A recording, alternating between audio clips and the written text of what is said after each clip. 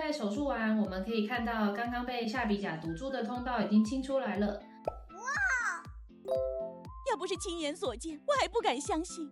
那我们今天就是要来做下鼻甲的动力旋转刀手术。病人本身的话是有比较肥厚的下鼻甲，这也是一个很常造成鼻塞的原因之一。那我们就一起来看看他的下鼻甲肿胀的状况吧。可以看到中间这颗圆圆肥肥肿肿的哈，就是我们的下鼻甲。也可以看到它其实几乎就把我们整个鼻子的通道都塞住了。